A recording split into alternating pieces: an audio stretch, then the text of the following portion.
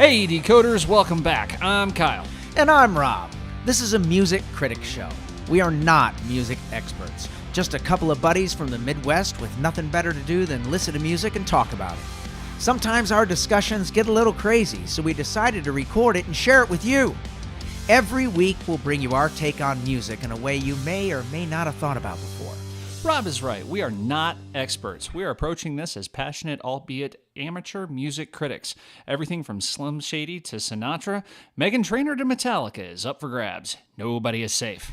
We just have a perspective that's slightly off base from the rest of the world. But hey, if you think we're wrong, let us know in the comments section. Artists, if we're ridiculously off base, come on the show. Tell us why we're wrong. Let's talk about it. Either way, this is our perspective. Deal with it.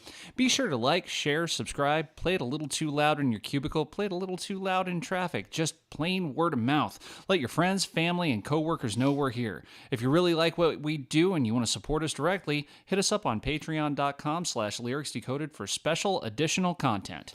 We'll do our best to keep things family-friendly, but we make no promises. It may come off the rails from time to time, but we'll do our best to reel things back in. With no further ado, welcome to Lyrics Decoded.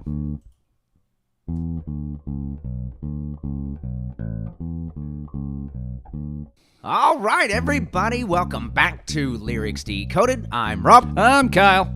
Today, we are going to decode the song Smells Like Teen Spirit. It's about time. It is about time, man.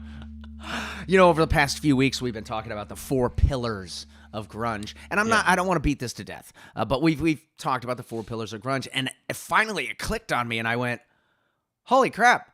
We're almost a year into this podcast, and I have left out two of the four pillars of grunge. Yep. We've done Pearl Jam, we've done Alice in Chains. We haven't done Nirvana or Soundgarden.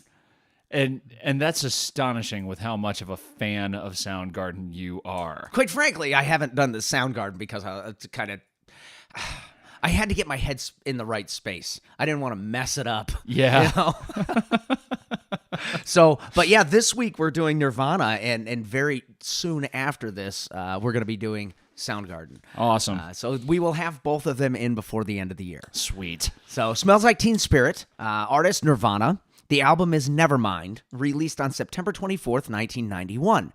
Now, the Nevermind album knocked Michael Jackson's Dangerous from number one. Nice. Yeah.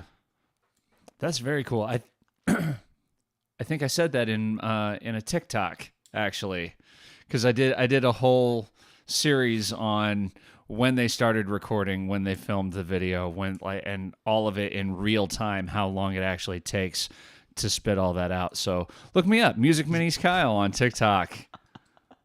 Shameless plug. The shameless plug for the overarching umbrella of Short Bus Mafia Productions. Release date for the song was September 10th, 1991. That was the single. Recorded Sound City Studios, California. So genre is grunge, actual grunge, Just grunge, and alternative rock. Well, but, yeah, I mean that that goes hand in hand there. but yes. you know what? It's not. It's not post grunge. Not post grunge. It's not pre-post grunge. No. It's not wave 2 of grunge with the bushes and whatnot. The bushes. But yes, grunge. Yes, and as we just said, grunge. One of the four pillars of grunge. Started it all. Without Nirvana, a lot of the direction of music in the way it went in the 90s would have collapsed quite a bit. I mean, it wasn't just the music, it was the culture, right? It was Changed a lot. Everything. Yeah. It was kids stopped washing their hair, wearing flannels. Like everybody was trying to look like Kurt Cobain. If you were too young to have lived through it, everything smelled like patchouli. Everything did. So, all right. Songwriters. And I say writers. Plurals. Kurt Cobain, Of course. Chris Novoselic, and Yep. Dave Grohl. So all three of them. Yeah. I didn't know that until I looked this up. Everybody always just gives Kurt Cobain credit for writing this song. Right, the lyrics. Like, he wrote the lyrics. Like, Yeah. But Chris wrote the bass line, and Dave wrote the drum part, which he very clearly stated that he ripped off, which we might be getting to later. Producer is Butch Vig. Label is DGC Records, and there is a link to the video in the sources. If you look in our sources, the very top link, it's a YouTube link. You can see when you read the little thing, it says YouTube on it. That's the video. So if you're unfamiliar with the song or the video, because we're going to go through the details of the video, go to the sources and click that first link. Click the video, watch it, get the song in your head, get the video in your head, and then come back and listen to the episode. But yeah, check that out first. So the band lineup in 1991, Kurt Cobain, vocals and guitar, Chris Novoselic, bass, and Dave Grohl, drums and backing vocals. I put on here Butch Vig was the producer and mixing. Yes. So I wanted to make sure to put him on there because he kind of played a role in it. And I'm going to go back to our Billy Corgan episode. Oh, no. So in the Billy Corgan episode, he says, the first time I heard Nevermind, this is Billy, and his quote, he said, the first time I heard Nevermind, I looked at Butch Vig, big-time producer. We were sitting next to a lake on July 4th, 1991. And I said, mother effer, you stole my guitar sound. So that's all I say about that. Oh. We got to love Billy. When were they sitting next to a lake? 4th of July, 91. When was it released? September 10th? That doesn't mean anything. I know what you're thinking. Mm-hmm. I know you're thinking Billy lied on this. Billy. I unfortunately had... Don't put me in the position to defend Billy Corgan, for one. Two, the... It was recorded in May to June in 91. So it was done recording by June, and he's saying July 4th. More to the point, he would have had, because Billy and Butch were friends, he would have had access to the recordings long before. He would have heard the isolated guitar soundtrack, the isolated drums. Like, he would have heard all of the steps along the way, just because of the behind the scenes access that Billy Corgan would have had. I see that look you're giving me. You know something, but the truth of the matter is he would have been able to hear it before it was released. All right, I'll trust you on that, because I'm nuts and bolts. All right, I I saw the dates and I went, how? Hey, all right. July did a September. Okay, yeah. All right. I'll believe you on that. They're good friends. Butch Vig, got it. Okay, Butch just gave him a glimpse of what's going on. He didn't hear it after it was released. He heard it after it was recorded. So that's what you're saying, right? Yeah. So my brother and I discussed the Billy Corgan sound, our Billy Corgan episode, rather, and he pointed out that when you are developing a signature guitar sound, that is sometimes even a years-long process. And what might have happened is Butch Vig might have said, hey, buddy, that's a really good guitar sound that you got there. I'd like to apply it to something. And I may have already done that. And given Billy a preview to say, we might need to adjust some things on your pedal board. Sorry. But or did he present the, like, hey, I'm looking for a guitar sound like this, or a new guitar sound, and he said it to Billy, and he said it to Kurt. Back to the Future moment. You know that new sound you've been looking for? Well, listen to this. There you go, right? Moving on. We have a lot to do. Okay, band lineup. I already told you, 91. But I wanted to add on here, Pat Smear. Some people might be going, Pat's in the band. Yeah, he didn't join until 93. That's right. Okay, so, yeah. And when he did, he's rhythm guitar. So I'm giving him at least credit for being on here, even though he's not on the song. But I wanted to say that, just so nobody's going, you forgot about Pat. So, all right, that's the band lineup. I have a disclaimer. Oh boy. I have to start this off with a disclaimer. We're long beyond starting off, sir. Well, and that's part of the problem. Is Okay. because there is so much information on this song. I was actually forced to break myself down to like my primal instinct and make lists in a lot of this stuff.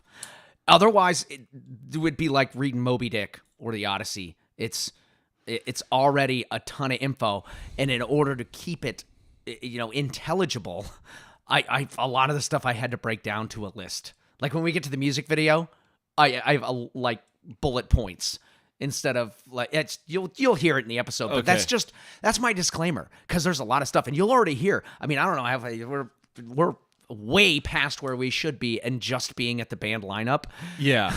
And the whole rest of the episode, I think, is going to be like this. So buckle up. Oh, man. Also, opinion. I'm scared. I saw your eyes snap up. I want to start off by saying, okay, so there's my disclaimer. I want to start off by saying, I think Kurt Cobain himself is gaslighting everybody. I think he has multiple explanations for the song. You look like you want to hit me right now. Mm-hmm. He has multiple explanations for this song, kind of like in The Dark Knight, the Joker, when he's like, you know how I got these scars? Yeah, and he's always got a different traumatic story. Every time it's a different story. I think he's intentionally misleading people who, quote, don't get it. They're not on the in. And he just feeds them a false narrative. I think it's his own personal joke. He tells them something that's ridiculous, and it goes down in history as Kurt's quote about what this song is about. And then he just tells the next guy something different. Like an Andy Kaufman joke, but it's only funny to him. I can appreciate that. I think it's great. That gives a new layer to the lore of Kurt Cobain, that he was an Andy Kaufman Joker type personality. I am convinced of that after researching this episode 100%. And I'm going to start off with this, okay? Okay. Do you know the band The Shags? No. The Shags album, The Philosophy of the World. He called that his 5th favorite album of all time. Yeah, I remember that now. Yeah, I like every time I see or hear that come up, I'm like, I swear I've heard of this, and then it's just like a trauma dump of every time I've ever heard She's it like before. Singing about her cat Mittens or something, and everything is out of rhythm and out of key. It is so bad. I think he said that so that people go, oh, Kurt thinks this is the 5th best album all time. And then they sit and then they listen to it. And now he's sitting back laughing, knowing that somebody somewhere is listening to that entire album from start to finish. I seriously think that's why he said that.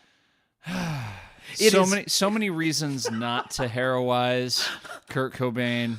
But this is definitely on the list of reasons why it would have been fun to hang out with him, if that's true. This is just the start. Yeah. We're 12 minutes in. Let's But I seriously think it, because you're going to hear a lot of different stuff that contradicts itself. And I think it is. I think it's Kurt's own personal joke. So, but okay. we're gonna get into Buckle up, folks. It's going to be a ride. So I'm not sure if everybody knows, but Smells Like Teen Spirit, this is the song that was the catalyst for all to come for the grunge movement. This was it. This was the song that broke the levee. Yeah.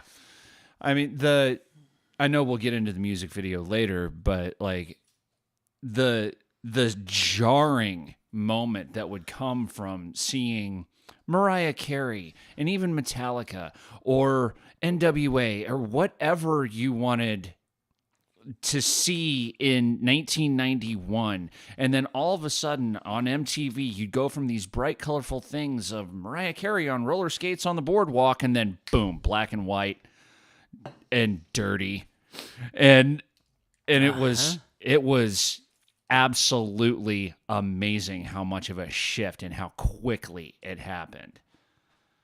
Yeah, we were on the bubble for a few years, and this is the song that finally made it pop. Yeah. Do you have the anything about the lead singer from Warrant in your research? No, I Okay, have I'll go ahead and tell this story then. So I have Dee Snider from Twisted Sister in here. well, that's awesome. But so the Warrant, lead singer, I don't remember his last name, but his first name's Laney, and he was obviously Warrant, Cherry Pie, everything that was gaudy about the 80s was Warrant, right? And so he had some trouble. They were having issues selling tickets. They were on tour, and he Not went selling in. tickets for Cherry Pie. I know Shocking. it's hard to imagine. I hate but that song. God, I hate that song. Okay, all right, go on. So he went in to talk to the main record executive, and it used to be the cover of Cherry Pie sitting behind the receptionist at the front desk. And he was going in guns a-blazing. He was going to, like, you need to push us harder. You need to do your job. He walked in, and behind her, 3 times the size of the Warrant album cover, was the naked baby on the cover of the Nevermind album. It just immediately sucked all the wind out of his sails, and he was like, all right, I guess we're done. Yep, you guys don't hold any power anymore. No. Your time has passed. Yeah. I'm glad you went into that, because Nevermind, I have on here, Nevermind dethroned pop and hair metal icons at the top of the charts. It proved that grunge could dominate the music scene and not just exist on the fringes. So glam and 80s metal gave the image of, just to give everybody the feel of what it is, the feel of the glam and 80s metal was, look at us, we're better than you can ever be. Oh, yeah. You're unattainable. Unattainable goal of the super rock star. And the grunge scene switched it to, take a look at yourself. Any one of you can be a rock star. We're just like you. Yeah. Sometimes I don't get to take a shower. Sometimes I've got to eat ramen noodles for a week. Yeah. I don't have to set up all the pyrotechnics and stuff on this. I just need a stool and a guitar. That's it. Flannel, a stool, a guitar, and I'm just going to play. If you want to listen, you can listen. Yeah. Yeah, that's about it. Yeah.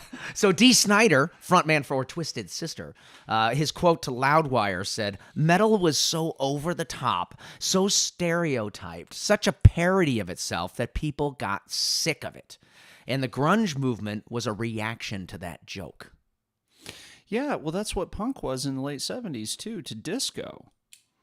Like, it was, like, everything was big and tacky and gaudy and flashy and cocaine-fueled, and then punk came in and said, yeah, that's not reality. Nobody lives like that. Nobody lives like Disco Stew. And nobody lives like Disco Stew. And so it's part of the cycle of music. It's part of why punk is so big again now, is because it had gotten so big and flashy and pretty again. I mean, I would say rock music has been dying for a long time, but it's starting to come back because nobody lives like that. Nobody gets to live in the $4 million house on the coast somewhere. That's a very select few, Miss Swift. We're not attacking you, Miss Swift. He's not attacking you, Miss Swift. You pick on her like I pick on Billy. I'm just trying to fire up the Swifties out there. Any attention is better than zero attention. So a couple of episodes back, actually like a few episodes in a row, you asked me, does AI make an appearance in this episode? Does AI make an appearance in this episode? I did this just for you. Awesome. Normally I don't put AI, like you could type into like an AI generator and it gives you a paragraph. Like something like that. Instead of like a search engine, you're like, hey, give me an explanation of blah, blah, blah, blah, blah, right? So, how's that go again? Blah, blah, blah, blah, blah. Awesome. I think that was accurate. That was pretty good. So AI makes an appearance. So I asked AI specifically, what was the social impact of Nirvana? And the answer was it's like super on point. I was so impressed. I actually copied it word for word and I put it right here. No humans were involved in this answer. Think about this, okay? Fantastic. I'm going to read this. No. So AI, to the question, what is the social impact of Nirvana? That's it. Stupid little question, right? You ready? Oh, boy. AI, no humans, all computer. Nirvana shattered the old blueprint of what a rock star was supposed to be. Before Nevermind, the airwaves were ruled by the glossy spectacle of hair metal excess, leather pants, private jets, pyrotechnics, and bravado. When Nirvana broke through in 1991, that entire image collapsed almost overnight. Kurt Cobain stood on stage in thrift store flannel, muttering through songs about alienation and insecurity, and suddenly that looked realer than any stadium pose. The band's rise rehumanized the idea of fame. Cobain wasn't untouchable. He was anxious, sarcastic, flawed, and painfully self-aware. And that honesty resonated with millions of kids who felt invisible under the neon polish of the 1980s. They made it okay for rock stars to be awkward, soft-spoken, and self-critical instead of superhuman. After Nirvana, musicians didn't need a mansion or makeup to matter. They just needed truth and volume. And in doing so, they didn't just change rock. They changed the definition of relatable. That was all AI. I hate that AI spit that out. It was. That gave me chills. I know. It's like super on point. Yeah, and there was no mention of aliens or anything. Like we didn't go Satan. Good. Well, it was AI. It wasn't like Google. So I mean, like Google. Yeah, Google goes Satan a lot. But yeah, yeah. Dave Grohl talked about that in his book. Fantastic book. Not sponsored in any way. Check it out. It's a great book. He talked about how when he was a kid, he would see the Guns N' Roses and the Motley Crues of the world. And he would think, that's untouchable. You can't do that. But then he went to go see Scream at the Cubby Bear in Chicago, which, if you're unfamiliar, is a very small venue across the street from Wrigley Field. And he was 3 feet from the lead singer. And he's like, well, I can do that. And that became the ethos of Nirvana. That's awesome. That's fantastic. Yeah, and you had a relatable thing with like Dickie Barrett when you were super close seeing him, right? Yeah. Like when I met Dickie Barrett, there was zero barrier between us. There was no security. It was just dude standing to the side. Like he was just standing by the souvenir table, just like any other doofus would be. And not that Dickie's a doofus, but I got what you meant. Yeah. Somebody else out there might not have got it, but I got what you meant. We need to reach out to Dickie. Get him out here on the show. Yeah, that would be awesome. But yeah, I typed this in and I expected to get like a cliff note of some. Yeah. Nope. Wrote me a whole thing and it was like, holy crap. That was fantastic. So I just wanted to say that, yes, there is AI's appearance in this episode that you've been desperately waiting for. Thank you. I know. It didn't disappoint, I don't think. No, it didn't. I was waiting for it to be funny, and then it was kind of moving. I was like, oh, okay. I got to keep you on your toes. Yes, you do, and you definitely do that. So, Smells Like Teen Spirit detonated like a cultural bomb. Now, this is Google. Can they kind of hear the difference? Mm-hmm. We took a shift here. Cobain had written the riff a few weeks before recording sessions began, describing it later as a deliberate attempt to craft the ultimate pop song. Nice. Using the quiet, loud, quiet dynamics inspired by the Pixies. See, this is what I'm talking about. Yeah. All right. I feel like Kurt was joking here about the ultimate pop song. He never told anybody it was a joke. I think he just thought it was funny. They're like, so what were you trying to do here, Kurt? Oh, I was trying to make the ultimate pop song. There's a great interview with Beck. He had been touring his new album. This was like the 1,000th radio station interview that he had done, and they were asking him about his new album, and he said, "I don't know. I really just wanted to sound like Seal. and the album sounded nothing like Seal.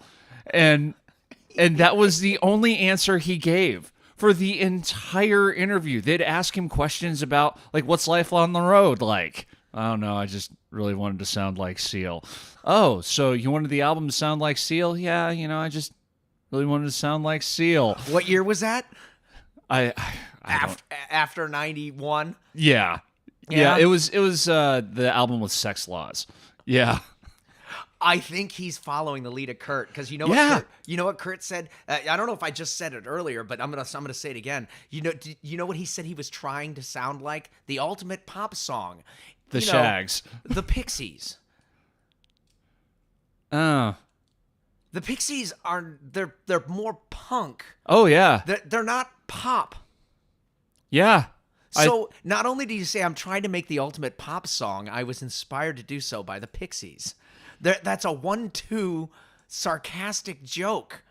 And the sycophantic interviewer had no idea, just like, oh, Kurt spoke, I gotta write it down. Again. And then Google puts it out in just some random word vomit of internet bile. Here's the actual Kurt Cobain quote. Okay, let's do it. That was like a generalized Google thing, but Kurt himself, right? Okay. Quote, I was trying to write the ultimate pop song. I was basically trying to rip off of the Pixies. I have to admit it. When I heard the Pixies for the first time, I connected with the band so heavily that I should have been in that band, or at least a Pixies cover band.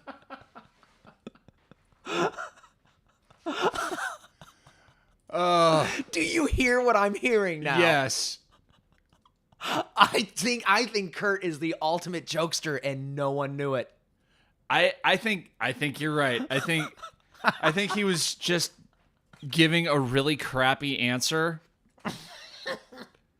and no, because I know he didn't take most of it seriously. No, like at all. Like he knew it was all fleeting, right? That it wasn't gonna last forever. So might as well have fun on the ride.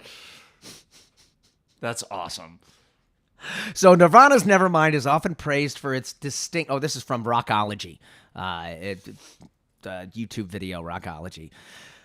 and it's a quote, but I'm also paraphrasing, so I've shortened it down quite a bit. But Nirvana's Nevermind is often praised for its distinct yet simple guitar sound. With minimal use of pedals and effects during the recording, the band relied heavily on layering... Did that come out right? Yes. Layering multiple guitar tracks to create signature depth and power. A DS1 into the bassman. Okay. Not basement, but bassman. Bassman. Yeah, it's a guitar amp. Yeah. Simple at first, but Butch had Kurt play it over and over again, layering it to make that distinct sound.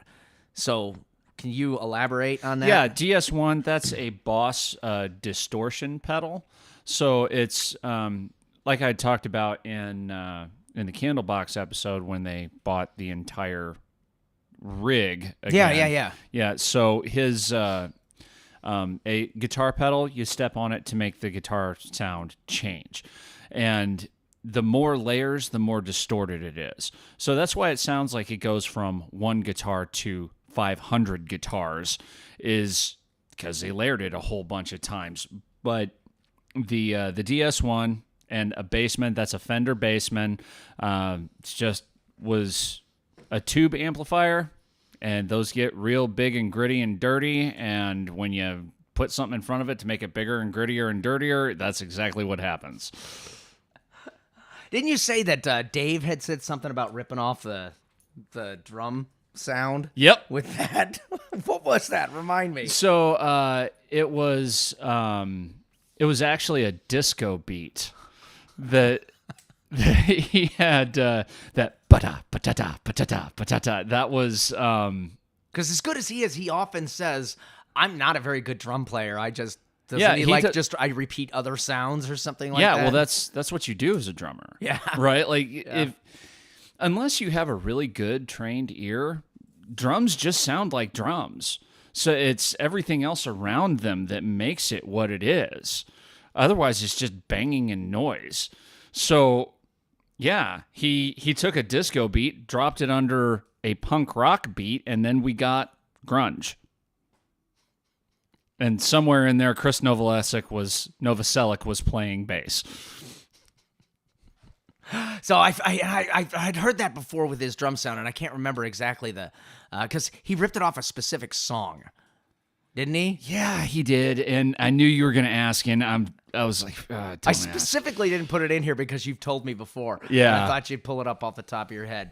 But you know what? Here, yeah, you can look it up, and I can talk to the sounds good. to the fans. Hey, so, how about them fanses? Did you know where the title "Smells Like Teen Spirit" came from? No. Okay. Well, but you could look up the disco beat thing in a minute because I want to tell you this. Check this out. Okay. So the title came from an offhand prank. So Kathleen Hanna of Bikini Kill, you know the band Bikini Kill? Mm-hmm. She wrote "Kurt Smells Like Teen Spirit" on his wall after joking about a deodorant brand that his girlfriend wore. So Cobain didn't know the reference to the product, okay? Okay. So he woke up the next day after like a party that Kathleen was at and Kurt was at and everybody else was at, right? And wrote graffiti on his wall that Kurt smells like Teen Spirit. He thought she was making a reference to Youth Revolution. You smell like Teen Spirit. You are like the emanation of the spirit of the new teen vibe. He didn't realize that Teen Spirit was a deodorant brand. That's hilarious. So, did they get any kind of trouble for licensing on that? I didn't find anything in here that says that. Okay. So, and with this, I read this story like 4 or 5 different times because all the basics on it stay the same. Kathleen Hanna, Bikini Kill, smells like Teen Spirit. Kurt didn't know it was a deodorant brand. You know, he thought it was this. But some people write it like she took a can of spray paint and graffitied his entire wall with it. And other people are like, she wrote a note with a Sharpie. So I don't know which is true. I want to believe that it was the Sharpie, but it was like right next to his bed. So he'd roll over and see it every morning. Well, other reports say that they were graffitiing the entire inside of the home they were in. Like, it wasn't just like clean walls, and Kathleen decided to grab a can of spray paint and just go to town on the east wall or something. It was like they're all doing their graffiti on the inside. Home is a definite stretch of the term because, like, hearing Dave Grohl explain it, it sounds a lot like Hell House. Like, it was, there was an aquarium with a turtle in it, and that was the cleanest thing in the building. But so to answer your question, it was Cameo by the Gap Band was the song and that's band right. Yeah. That's right. And to say thank you for ripping it off, Dave Grohl had the drummer over to his house and served him barbecue and said, "Hey, thanks, by the way, for all of the fame." Have a beer and some ribs. I got one of those sausages from the El King video. Oh, that took a turn. All kinds of callbacks in this episode. I like it. You had said, is there any lawsuits about it? And no, I didn't find any lawsuits, but I did find something about the deodorant brand. Okay. With this. So Teen Spirit, it was late 80s Menon brand. Yeah, so it was under like Colgate, yeah. Palmolive. So the Nirvana title did unexpectedly boost its pulp? Jesus Christ, that sounds disgusting. You want your pulp deodorant? Oh God, sounds sticky. Pop culture notoriety. So by April 1993, the company had launched a $6 million teen-targeted hair product line because of this song. The song came out, and instead of suing them, they leaned into it. That's awesome. I love that. See, not enough businesses do that kind of stuff. Everybody's so sue happy now, you know? Yeah. They were like, hey. They're instead of suing, we have this name already and all of this free advertising. Let's just Let's just use it. Yeah. We're the good guys right now. Let's stay there. Yeah. I love it. I think it's great. So, all right, I'm moving into my next segment, okay? Okay. And normally I say something like, this is facts and little known information, right? Uh-huh. So I changed it on this episode, and I actually have it labeled facts-ish. And Facts-ish? Facts-ish. Because I'm not sure if a lot of this is true. Kurt is an asshole. Sounds like the name of a sitcom of a terrible detective duo. Just the facts ish. Facts-ish and misunderstood or misinterpreted meanings is what I'm gonna go through. Facts-ish. Awesome. Because there's so many contradictions back and forth with the details of this song. It's stupid. I bet. So many assume that the song is a straightforward anthem of teen rebellion, but that's not accurate. Cobain intentionally built the lyrics to mock that very idea. It isn't a rally cry, it's a mirror held up to youth's culture, its own desire for identity through consumption. I don't know what, okay, consumption of music. Yeah, All right. consumption of music, capitalism, materialism is how I take that. Yeah, then there's Kurt's quote. Okay. It's about my friends.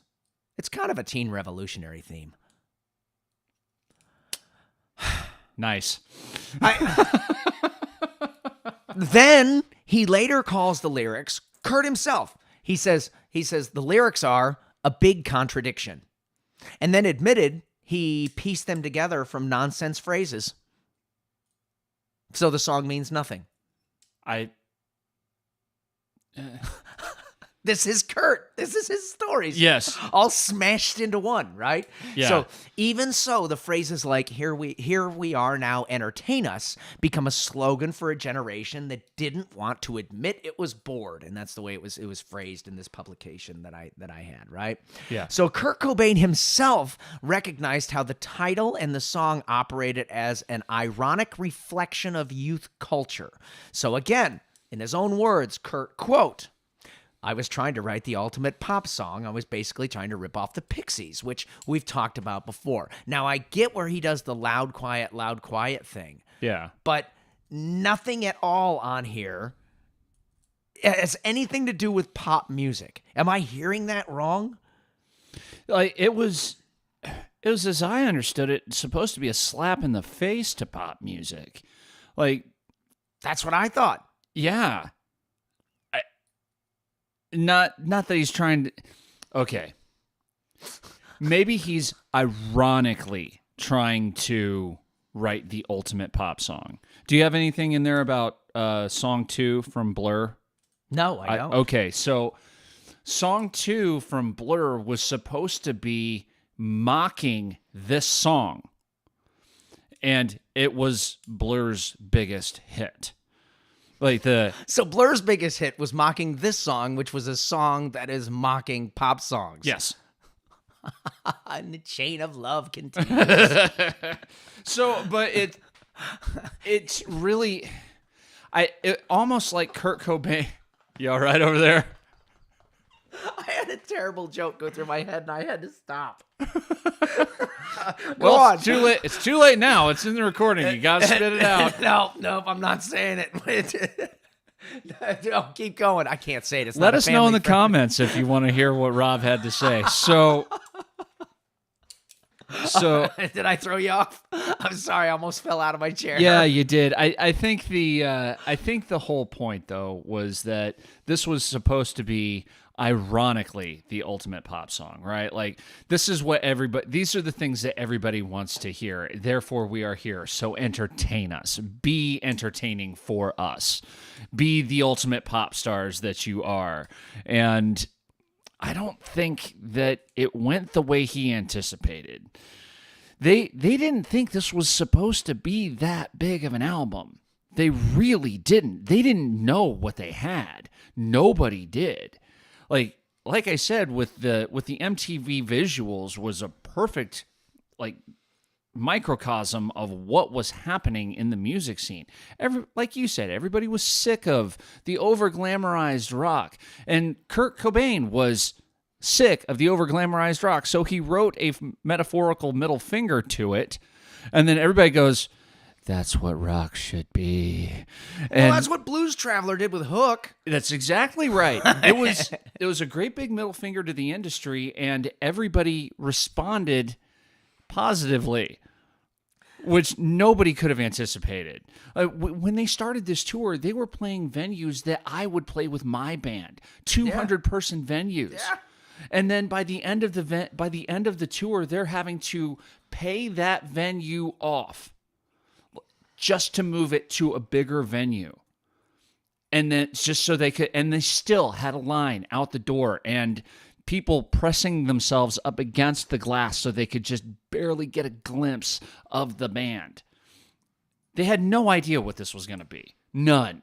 Well, oftentimes you don't know which straw it is that's going to break the camel's back. Right. Right? So this has happened to be it. Yeah, You and I mean, you had Mother Love Bone moving things forward in Seattle. You had Temple of the Dog and Soundgarden and Pearl Jam. You had a groundswell happening, but they didn't know the volcano that they were going to set off. No, not at all. So, very well, we could have a different name to this song. Oh, really? Yes. So the band's initial name for the song was Gunpowder. Gunpowder would have been appropriate. Yes. So I got some reports saying that was a joke, and others saying that was okay. So I don't know whether that was joke or not, but it's in publication. Yeah. Kind of like STP and what their prior name might have been. You know, that non-alcoholic drink that we were talking about in a different... Gunpowder. maybe. Gunpowder. Cobain initially wanted to call the song, besides Gunpowder, he wanted to put it on there, Smells Like Spirit.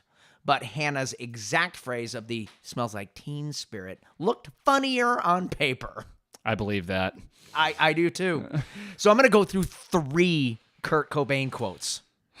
Okay. Just 1, 2, 3. All right. We're going to rapid fire. All right. Kurt Cobain, quote, "The entire song is made up of contradictory ideas. It's just making fun of the thought of having a revolution. But it's a nice thought." So I'm making fun of it, but I wouldn't be mad if it happened. Yeah. I'm just joking, unless you're serious. But we're just joking. Unless you're serious. Unless you're serious.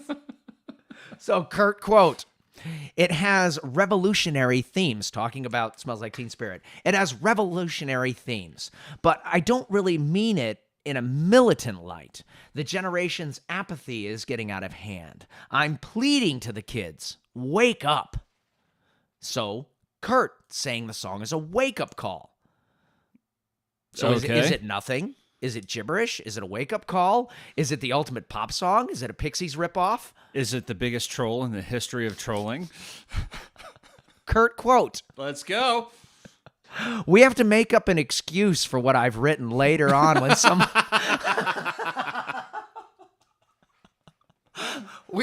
We have to make up an excuse for what I've written later on when someone asks me. "The majority of my lyrics are just lines from poems. It's just mainly words." Hopefully that paints a picture for you. No, it doesn't, Kurt. Do you see what I mean? He is the ultimate troll. I love it. Fun fact. Fun fact. Is this a fact or is it a fact? This is a fact. Okay. So this is from Michael Azarid. That's your name now. He wrote "Come As You Are," the story of Nirvana, in 1993. I'm so glad that you said he wrote "Come As You Are." I was like, we're gonna fight. It's a book. "Come As You Are," the story of Nirvana. Gotcha. So, quote, "When Cobain presented the song to his bandmates, it comprised just the main guitar riff and the chorus vocal melody. Cobain said the riff was cliched, similar to a riff by Boston or the Richard Berry song Louie Louie." I guess it doesn't sound like those, but it's a cliche sound. Like in general, Well, it also becomes one of the things that, like, one of the static things that you learn to play on guitar, to the point where it's a cliche to play it. Every guitarist knows how to play that song. Every guitarist. And it's because it's so crazy easy. So what did Novoselic play in the band? Bass. Oh, okay, because here's his quote. Okay. Bassist Novoselic dismissed it as, when he heard the guitar riff, he said, "That's ridiculous."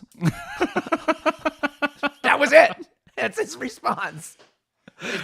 It's so easy to play, though. Cobain made the band play it for an hour and a half until eventually Novoselic began playing it slowly. So when he started playing it slower, so initially it was ramped up. When he started playing it slower, Dave started creating a different drum beat, which drew from disco artists such as, hey, here we are, the Gap Band. I do have it in here. All right. I told you it was insane. I had so much information that I went through on here. You have no idea how much information I threw out and didn't put in this episode. I believe you. Uh-huh.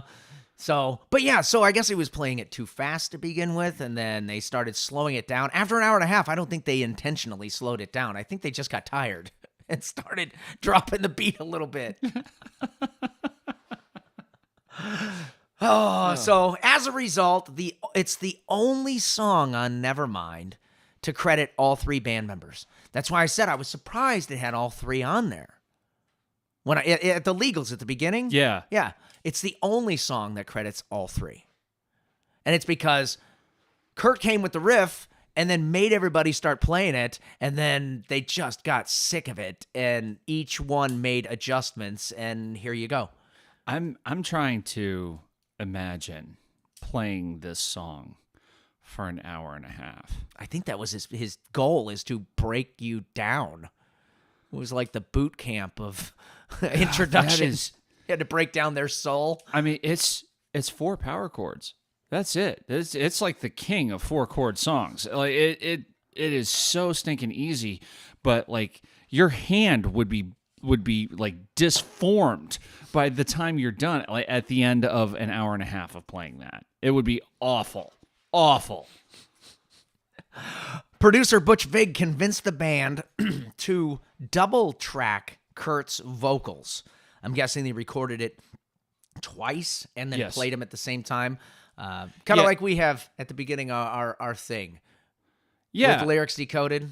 Well, no. More like Crazy Train with Ozzy Osbourne. Oh. You remember they talked about that, where he, the way you got that kind of wobbly, distorted vocal tone.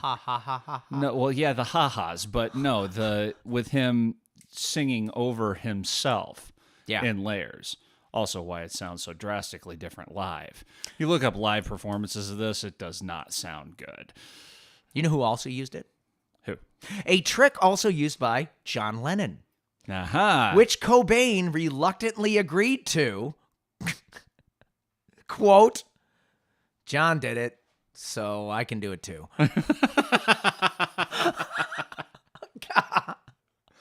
If it's good enough for a Beatle, I guess. I have so much more respect for Kurt after writing this episode, man. I'm telling you. At a live taping for Top of the Pops, Nirvana, I wanted to put something in here about Nirvana put a paint can on Oh, jeez. Did they really? No, they didn't. Oh, okay. I wanted to put that in there and then have you go, "Oh my God, did they?" And it kind of, but just what just happened. Kind of, yeah. I'm not manipulatable at all. But I decided not to write that in there. I was in the process of explaining to you how I was not going to put that in there, and you jumped all over it. Oh, that was so satisfying. I didn't even do it. Nirvana mock. I have no thoughts of my own, people. I am merely a puppet. I just lead you into... At a live taping for Top of the Pops in 1991, Nirvana mock sabotaged the mimed performance. So I don't know if I'm explaining that properly. They played the song absurdly slow while Cobain crooned in a baritone lounge voice. I love that. So they made them force lip sync it, so they didn't play their instruments at the right speed, the right level, and he sang like I've seen footage of intentionally. that. Yep. I like there was a country star that did that too. Yeah, like threw her guitar. Was it her? Threw her guitar behind her back and then just like stood there and protested at the mic. Somebody did that. A lot of them have done that, but specifically at the VMAs or the CMAs, they were forced to lip sync, and so he's just like at the end of the neck, up to the top of the neck, at the end of the neck. That's right. And he's like singing like way off the microphone, and the drummer doesn't have any sticks. His hands are just flailing around in the background. Yeah, a lot like that. Yeah, I love it. that. So we often go through like lists and rankings that songs are on, you know. So just stop me when you get tired of hearing me speak, because I'm not going to stop. All right. This could go on for a while. Okay. NME ranks Stop. number one. Okay, go. I got so much here. Ranked number one on the five. Okay, I'll try to do it real fast. Okay. Number one on the 500 greatest songs of all time. Rolling Stone, number 9 on the 500 greatest songs of all time. Rolling Stone, number 5 on the greatest songs of all time. How are you 9 and 5 on the same list with the same public? Doesn't matter. Rolling Stone sucks. It's Rolling Stone. Yeah. We run into that a lot. So it was named the most iconic song in music history by Loudwire, named the best guitar riff of all time by You Discover Music, included on Time Magazine's all-time 100 best songs of history list. Rolling Stone, number 1 on the best 50 songs of the 90s. VH1, number 1 on the 100 greatest songs of the 90s. Stop. I'm making you stop on VH1. Oh, no! I hate you. I'm so like, how many more do you have? 5. There's 5 more. Okay, go ahead. Spit them out. NME, number 2 on the 100 best tracks of the 90s. Pitchfork, number 13 on the 200 tracks of the 90s. Time, the all-time 100 songs selected and unranked. I don't know why I did that. VH1, again, number 7 on the 100 greatest hard rock songs of all time. And Triple J, number 1 on the hottest 100 of all time. I believe it. I accept all of them. And that's not all of them. Those are the ones that all of the ones that you put up there. I stopped when I got tired of writing. Well, there's more. It's such an iconic song. Like this is on the same. I'm not gonna make any friends with this statement, but it's on the same playing field as Hey Jude. It's on the same playing field as Imagine, right? Like some of the most influential musical works of all time. This is on that list. It really is that powerful. It was that amazing of a movement. I have this moving into another paragraph talking about the big four, the 4 pillars of grunge. Yeah. Right. And I'm not going to go through it. We got way too much to go through in this episode again. The only thing I want to touch on in this paragraph again is that the 4 pillars of grunge are, Pearl Jam, Soundgarden, Alice in Chains, Nirvana, of course. Right. And I have on here, do you know what's not on that list? Smashing Pumpkins. So I just wanted to say that again. The bald one. Yeah, Smashing Pumpkins is not on the list. Sorry, Billy. We're not sorry. The song changed the institutional gatekeepers. That's the way this was phrased. The video for Smells Like Teen Spirit led MTV to shift its programming. So the video itself shifted its programming, giving alternative rock a new prime time slot and selling youth culture to a new generation. So they liked the video, so they played it a lot. Yeah. That's all that said. Yeah, that's what I heard too. Someone went, this video is going to make me money. Yes. Play it more. Yes. So another dimension of the song in breaking genre formats. It says it reached chart success across, check this out. It reached chart success. Good job. Across modern rock, hard rock, and mainstream pop formats. something very few grunge tracks had previously done. Well, yeah, there were very few previous grunge tracks. I'll put that on there. Anyway, this cross-format penetration legitimized the genre and opened doors for other bands, altering the trajectory of 1990s music. Got that. So Smells Like Teen Spirit did more than just top charts. It rewired the music industry, so on. I'm going to skip this. Nevermind hit number 1 in 1992. It symbolized a revolution. Loud guitars, thrift store. Yeah, there's so much of this stuff on here. Okay, hold on. Let me scan through here. MTV programming, fashion world. Oh yeah, hey, I got this thing on here. Yeah. I just skipped about 4 paragraphs. I scanned the paragraph with my left eye while my right eye was reading down. It was very difficult to do. The fashion world felt it too. So I don't know if you know who Marc Jacobs is. How do you not know who Marc Jacobs is? Right. He is apparently a highly influential American fashion designer. Yeah. His 1992 grunge collection for Perry Ellis was directly inspired by Nirvana's flannel and thrift aesthetics. How infuriating would that be? If you're Kurt Cobain, if you're sitting there, and the only reason why you're head to toe flannel is because that's what keeps you warm in the Northwest. It's what you can afford. And then you're on tour, and here comes some polished, pretty little Perry Ellis, whatever, Marc Jacobs princess. I'm wearing flannel too. No, you're not. That does not smell like diesel. That's not a real flannel. You're wearing an $80 imitation flannel from a high-end store. I bought mine at Goodwill. No, I stole mine from Goodwill because I couldn't afford the $3 that was available. I passed out at a buddy's place, and this is what he threw on me so I didn't freeze while sleeping on the floor. It's mine now. I don't know. I think I have a couple of those too. So there was a huge frenzy, not only with the movement, but the sound, the way the sound movement went. You know what I'm saying? Yeah. But the clothes, the style, everything. So it was like a huge frenzy. As Cobain later said of this whole frenzy, everyone has focused so much on that song. I literally want to throw my guitar down and walk away. I can't pretend to have a good time playing it anymore. It happens. Yeah. It's a joke of itself well, like I said, I really think he was making jokes to begin with. And like you said, he was making a song to mock the pop industry that became a huge song that now they've become the butt of their own joke. Their biggest song. Yeah. Yeah. Yeah. It's the amount of frustration that would have come from that artistically would have been really difficult to deal with.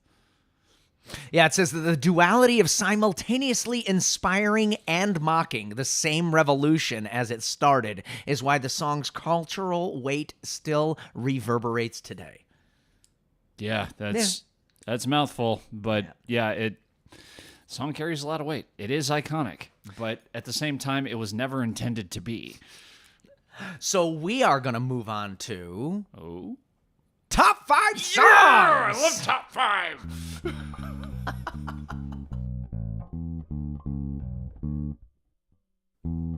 All right, decoders, join us next week to find out exactly how many songs are in Rob's Top 5. We'll see what happens there.